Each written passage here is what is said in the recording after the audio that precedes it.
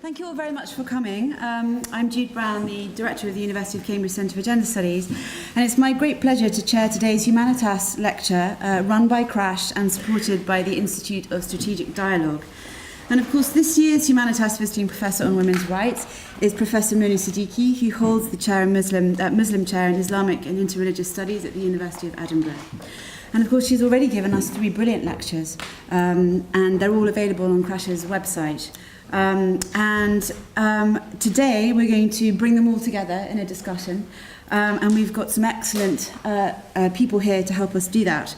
And in this first session, which is entitled Belonging and Identity, What Role Do Art and Literature Play for Redefining Women's Rights, we have Razia Iqbal, who is the arts correspondent for the BBC. Not anymore, I was. Oh. Well, would you like, you could tell us what you do. And also Elif Shafak, who is a Turkish author who's written extensively on women, religion and culture.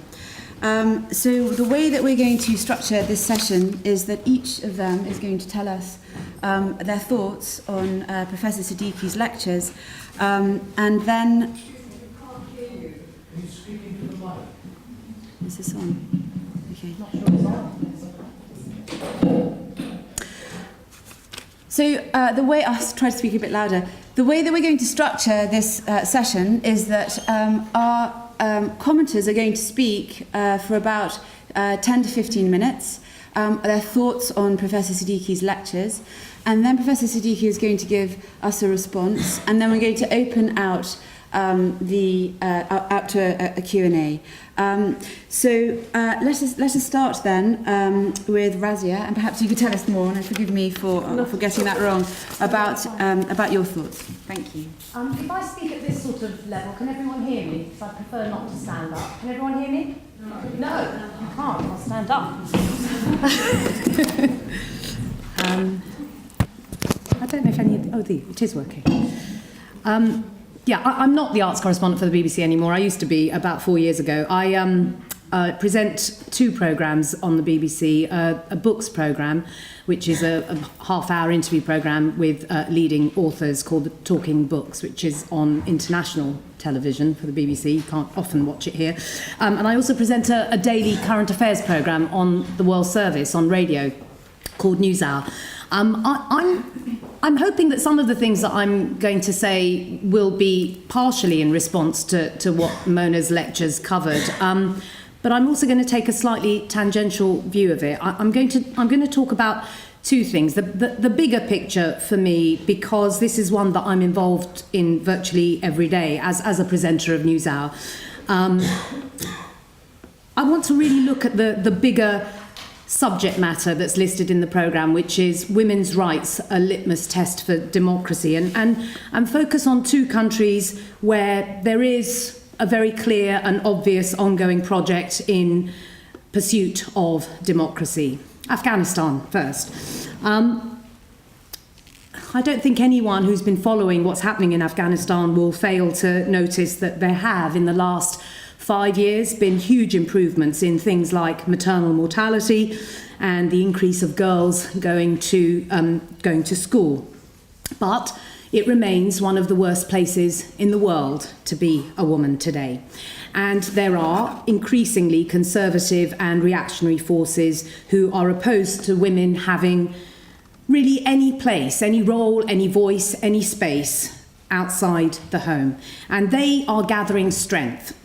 And I think it's quite possible and fairly probable, I think, that the Conservatives will continue to chip away at the gains that have been made in Afghanistan once Western forces leave. And it's certainly true that many women in Afghanistan fear this, because they will use that as a bargaining chip in peace talks with the Taliban. And I think set against that is the positives, which connects with what Mona was talking about yesterday, which is that there is a determination amongst women themselves to take every opportunity that they are presented with and is made available to them. Women who are acutely aware that they are trailblazers. They are the first in their family to go to college or school. a lot of women one of whom I interviewed not that long ago, who is standing for the presidential campaign, who feel that they are, if not doing it for themselves for the very first time, they are trailblazers for the next generation and indeed their daughters. So there's Afghanistan, and then there's Egypt, where women were absolutely at the heart of the revolution 3 years ago, the January the 25th revolution. 18 days in which it seemed to everyone, both inside Egypt and outside, that they would transform their society. And because women were at the heart of that revolution, it felt, for the first time for many women, that they were going to be part of that democratic project. 3 years on, it is now a country where sexual harassment and violence against women is at an unprecedented level. And I think partly why I've outlined those two very, very brief sketches of what's happening to women in those two countries where there is an ongoing project for democracy is because I wanted to raise the issue of what happens when there is an organic movement to try and change lives for women set against public policy and politics. Because when Mona was talking yesterday about how women in their ordinary lives, in their normal lives, are negotiating and navigating relationships in the way that women all over the world do, and create gains for themselves, lose, try harder, and so on. I wanted to set those two countries up for a possible way in which we can talk about the gap between politics and ordinary lives. And I think the reason why I feel very strongly about that is because I think it's worth us looking at what an Islamic revival in many of these countries, a reactionary Islamic revival in these countries, means for women. Because it sets them against, in some cases, implacable, monolithic views about them. And they are absolutely at the heart of what is being fought for. If you believe in social justice, if you believe that equality for all means progress for all, then social justice for women is absolutely at the heart of any democratic project. And I feel very, very strongly that if what we're going to talk about a little bit today is social justice for women, it has to be seen through the prism of the politics under which they live and the politics, in some cases, which is imposed on them, particularly in the two countries that I mentioned. I interviewed for this books programme that I mentioned the novelist Khaled Hosseini, who's only written 3 novels. The first 2, The Kite Runner and, what's it called? Thousand Splendid Suns, thank you. Just 2 sold 38 million copies. 2 novels. Eye-watering figures, really. He lives in America, but all 3 of his novels, the last one and The Mountains Echoed, has just come out, and I'm sure that's going to do very well too. His subject matter has always been Afghanistan. A Thousand Splendid Suns focused entirely on women, although there were male characters in the books. I mention him because when I interviewed him, he said that the future of Afghanistan laid with its women. And I was very struck by that very simple sentence. And when I asked him to explain, he said, Afghanistan will be nothing if the power, the strength, the determination of women is harnessed, garnered, and focused on. And in a way, I think that's so important because as a novelist who has sold so many books, his ideas on the page, and I know people say people don't read novels anymore. They do. A lot of women read novels, and a lot of women read Khaled Hosseini's novels. Although he gives us a view of Afghanistan which is always going to be partial, it's also a space where he is saying the voices of women matter, their stories matter. And we have here today in Elif Shafak someone who does exactly the same in her novels. And I feel so strongly about the power of imagining a space for women, which novels allow the reader and the writer to do, because the reader can imagine what it's like to live as a woman in Turkey or a woman in Afghanistan. And although I'm stating completely the obvious, and I'm very happy to be slapped down as saying something that's really quite trite, it's so important. I cannot tell you how important it is, except by telling you now, very quickly, the small picture. So I've outlined those two big stories, Egypt, Afghanistan, and the small picture is mine. I grew up in a fairly orthodox South Asian Muslim family in London. Came to London when I was 8, and my father was very, very controlling. Didn't want me to go to university, didn't want me to be educated, not because he didn't believe in education, I think he did, but I think he was scared of it. And I fought very, very hard. And the reason I fought is very, very simple. At the age of 15, I was sent by my comprehensive school in South London. I was taken to the theatre. And we went to see a production of The Greeks, it was called. And it was the Royal Shakespeare Company when they were in the Aldwych. They had their own theatre at the time. And I was 15, and I'd never been to the theatre before, ever. And I came out of the theatre and I cried. And the teacher said, "What on earth's the matter with you? Why are you crying?" And everyone else was kind of like, "Oh yeah, that was a great afternoon spent," or not. And I said, "I would like to know who these writers are." I had never, ever seen storytelling quite like it.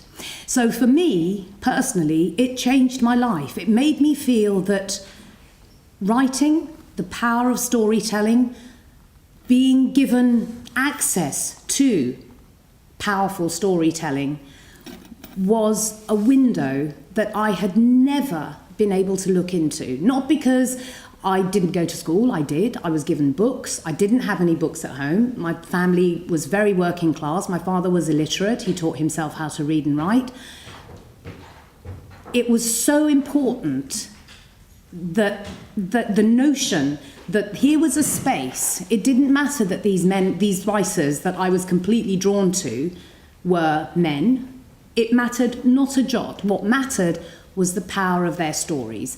And for me, that feels absolutely crucial. The crucible in which women can find a space, a role, something that they can fashion for themselves. And you don't have to be a creator to do that. You can be a consumer and still feel completely empowered by stories and storytelling. So for me, the gap between the big picture, the policymakers, the politics, the people who impose things, and people on the ground who are trying to make the best of their lives is not so huge. It really isn't, because there is huge power to be had in being a part of the written word, being a part of, doesn't have to be the written word, it can be oral storytelling, being part of, even me talking to you now, me having told you that story about my teenage years. We're all storytellers. We all engage in a way that makes us very, very powerful. And I think we underestimate our own power if we don't think about it in that way.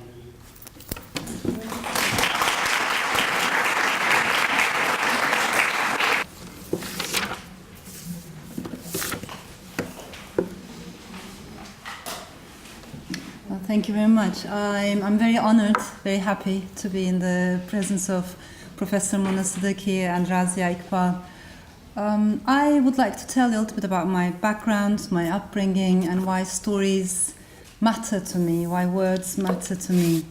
I was born in Strasbourg in France, and shortly afterwards my parents separated and I came to Turkey with my mother. And at the time, she was a college student who had dropped out of university for love. And so when she came back to Turkey with a baby in her arms, she had no diploma, no money, no job, and nowhere to go. And it was my grandmother, maternal grandmother, who opened her house to us. And I spent part of my childhood with my maternal grandmother. These two women, I think in some ways I see myself as the creation of these two women, my mother and my grandmother. They were very different from one another. My mother was very westernized, educated, feminist, modern, urban, rational, and my grandmother was very Eastern, if I may say, very spiritual. She wore a headscarf. She was very irrational in her own way, superstitious. And in her house, I would always see these, evil eye beads, coffee, fortune telling. I grew up observing these things. But what struck me most, and I think what left an impact on my life and perhaps on my personality, is the solidarity that I have seen between these two women. Because in 1970s, I'm talking about Ankara, a very middle-class Muslim neighborhood, very conservative, very enclosed. A divorcee would be immediately married off to, probably to a man who would be much older than her, because she's not a virgin anymore, right? So in the marital market, she has dropped down. But instead of marrying her off immediately, because there would be people who wanted to make those marital arrangements for my mother so that she wouldn't be a single woman, a dangerous single woman. It was my grandmother who said, wait a minute, she's not going to marry right now. She'll go back to university. Yeah?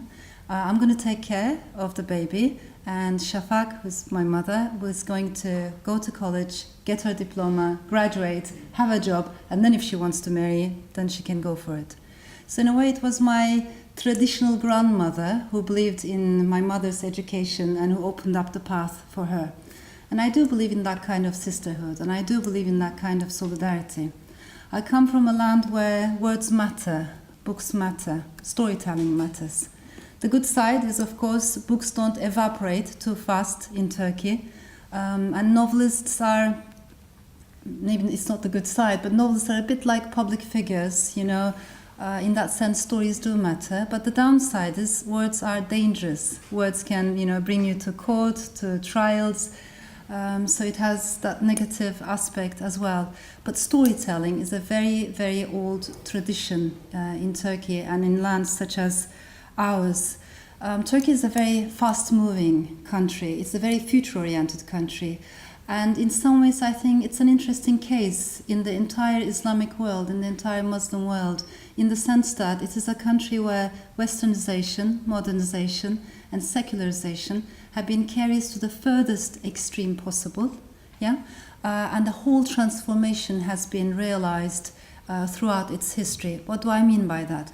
Usually in many Muslim societies we see when there's a westernization process, usually the technology of the West is being adopted and there's a transformation in the public space, but the private space is not that much changed. By private space, I mean the space of women, the space of mothers, sisters, daughters. In the case of Turkey, that space was also altered, transformed throughout its history. And it's a society of incredible conflicts and paradoxes. On the one hand, you will see lots of women in Turkey who are quite vocal, visible, active in many areas, right? From media to medicine, from arts to academia. Huge number of Turkish and Kurdish women, very vocal, very active. But at the same time, you will see honor killings, rape, incest, an increase in domestic violence, again, within the same country, happening exactly at the same time. So Turkey is full of such paradoxes. And in my opinion, politics always changes faster in such lands than sexual politics. So when it comes to gender and sexuality, there's almost a resistance, a reluctance to change. And this is something that I observe across the board. So it's not only the so-called conservatives, but I think, people you wouldn't expect to be gender biased, them too can be very homophobic, can be very sexist in their own way. It's something that we see across the ideological board. Now, when I look at the literary world today, I think I totally agree with what Razia said. I mean, stories matter. It's important that we share our stories. On the other hand, I don't think the literary world is very immune to identity politics. There is almost an expectation that if you happen to be a woman writer from a Muslim background, cultural background, then you should be telling the stories of Muslim women, then you should be telling realistic stories. And this is something that worries me a little bit, because I'm worried that we started to attribute a function to fiction, especially for, let's say, if an Algerian woman writer, or a Moroccan woman writer, or a Turkish woman writer, because it's not the avant-garde side of art or literature that is expected from us, but mostly to tell stories to the world about our reality. However, for me, fiction is imagination, you know. For me, fiction is inspiration, empathy. I would like to write maybe about Turkish women in one book, but in another book I might write about, you know, gypsies or someone in Norway, someone in China. Why not? So that kind of flexibility, that kind of openness, which is almost only possible in art and literature, is taken from us. And this is something that worries me, and maybe we will talk about if we have time. Yet at the same time, as has been said earlier, most of the readers, in not only in Turkey, all around the world, are women. If books, especially the genre of the novel, survives today, I really honestly think we owe it mostly to women. Women buy more books than men. Women read more than men. But on top of that, I think women, when they like a book, they share it with other people, which is very important. So a book is not an individual object. You read it, then you give it to your boyfriend, you give it to your husband, you send it to your aunt or uncle. I have many male readers, especially in Turkey, who come to me and say, you know, my wife reads you, and because of her I started reading you as well. So there's that aspect of, you know, information, stories circulating within the society, I think, thanks to women again. And yet at the same time, when we look at the bigger picture, I think when we look at the critics, poets, you know, columnists, novelists, all of that, adding up the entire map, is mostly male-dominated. So it is as if women read, men write. Yeah? And this is something that needs to change, especially in our parts of the world. And it is a pity because at the same time, as Razia said so beautifully, women are great storytellers. They are the transmitters of memory, especially in lands such as Turkey, where there's a lot of collective amnesia. I think it is women who transfer this oral culture from one generation to the next, from grandmothers to granddaughters. However, this is something that the written culture usually looks down upon. It is not very much appreciated, you know, because the oral culture is thought to be full of superstitions, you know, things that are not very literary or intellectual. So there is a gap between oral culture and written culture, which also worries me. But on top of that, I sincerely believe that women need stories, especially in order to preserve their individuality. To be an individual is very difficult in patriarchal societies. We're always somebody's wife, somebody's mother, somebody's daughter, but to exist on our own as individuals, to be seen as individuals, is a very, very hard struggle.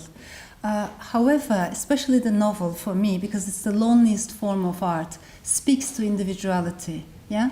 And this is a very different language than politics. So even though I believe that novels and novelists can make a huge political change or can have political effects, I think the language we speak is different than the language of politics. Because at the end of the day, politics is based on a distinction between us versus them. It is based on collective identities. Religion, especially organized religion, is based on us versus them and the assumption that us is better than them. However, in art, we speak the language of individuality. When I write a novel, I am alone. When you read a novel, you are alone. Or when I read a novel, I am alone. So especially the novel is thrives upon solitude. And I believe that human beings, by nature, are more open-minded and are more open-hearted when they are alone than amidst other people. Fascism is always a collectivistic movement. Yeah? When we are with other people, we are less tolerant. When we are with other people, we're more judgmental. I have many homophobic readers, maybe they are homophobic in their daily life, but when they are alone in their room, yeah, reading a book on their own, they can connect with a gay character in a book. Or I have readers who are very biased towards maybe minorities or other religions, Christians, Jews, or this or that. But when they're reading a novel, a story about that person, they connect. Or I have readers who are very biased towards women wearing headscarves. But in a book, they read a woman with a headscarf and they connect with that person. So how does that happen? I think we enter into a different zone. And we speak to individuality, to the individual's mind and to the individual's heart. For me, that language, that connection, that bond is very important. Yet at the same time, I think the sheer fact that one is a woman doesn't situate that writer almost automatically outside the masculinist discourse. We need more than that. We need a certain awareness. I think we need sisterhood. We need a new discourse that doesn't fall into the traps of mainstream politics and political discourses. I do sincerely believe that we need a new post-feminism, a kind of feminism that appreciates the work of previous generations of women and wants to continue, but at the same time wants to move it into a new terrain because the world has changed a lot. So I also believe that this post-feminism, or a large chunk of it, has to come from outside the West, especially from countries with an overwhelming Muslim majority, because we have listened to so many stories in which we have been associated with oppression, unhappiness, some kind of gloom. I think it is time for all of us to start telling the world and to ourselves new stories, new and surprising stories, completely outside the box, about new Muslim women. Thank you very much.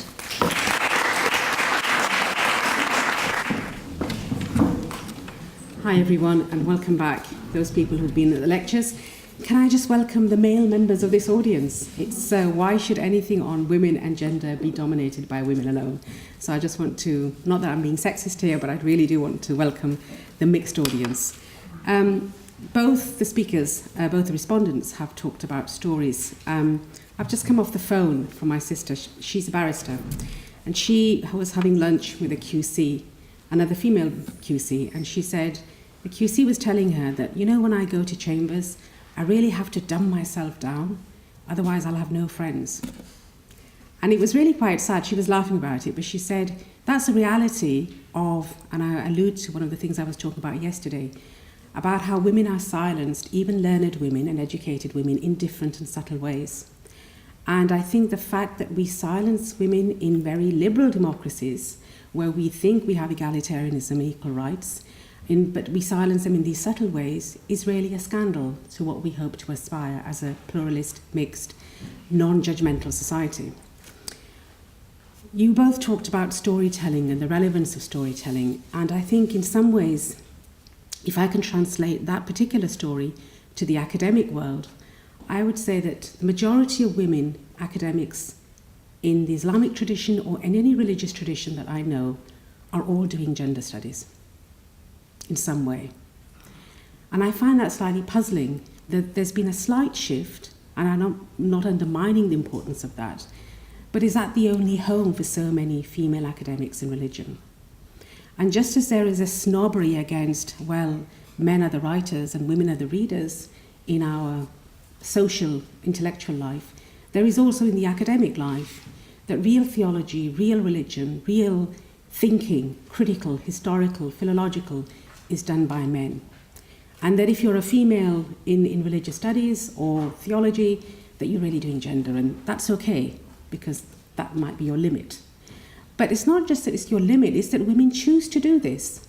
And now I'm seeing a slight shift, that there are some women in religion who are doing what men do, okay? I never saw this world as this bifurcated. It's only recently that I realised.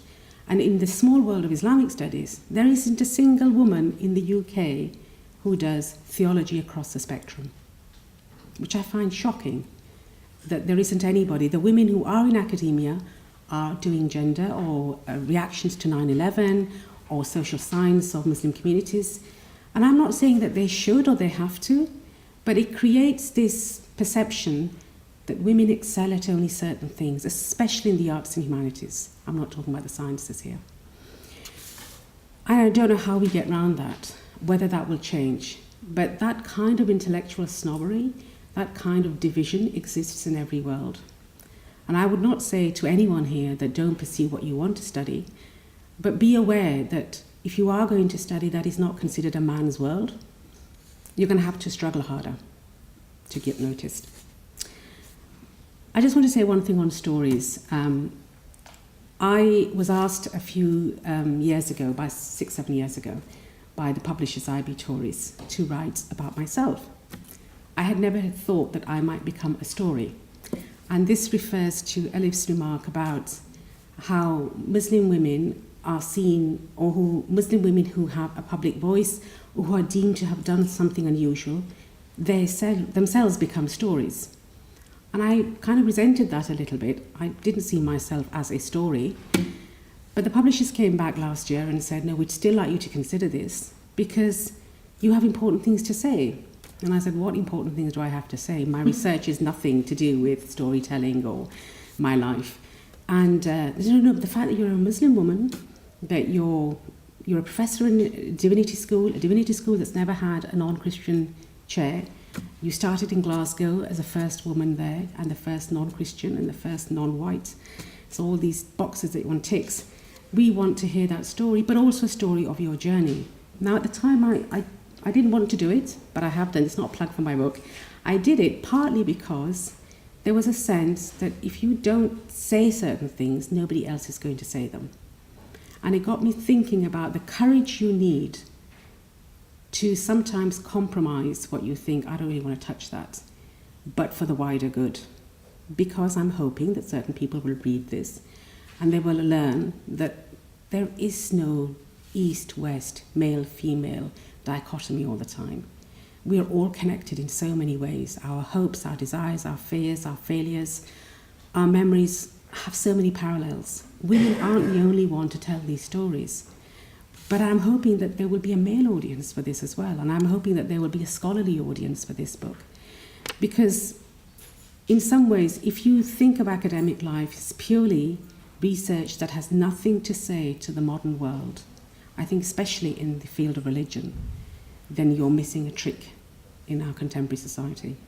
Wherever I go, people's knowledge, and I'm not talking about this audience, but generally people's knowledge of anything to do with religion is so little, is so superficial, is so judgmental, that one feels, or I feel, you have to say other things. And I'm not talking about an apology for religion, I'm not talking about self-criticism, I'm talking about just raising issues. There are so many issues that affect us all that are closeted as religious issues, but they're actually just human concerns. So anyway, I have done this. I have become the story of the story, and I have written this book. And actually it was quite cathartic to actually think about what is it that takes us from an 18-year-old undergraduate to where you are now, and why do some people think that that is an interesting journey? For somebody of my background, my parents, unlike Razia's, I think they would have been horrified if I hadn't gone to university. There was this expectation that you would all go to university, and if you didn't go to university, you would be a dropout. So their expectations were so high, and they never thought, what does it mean to live out those expectations?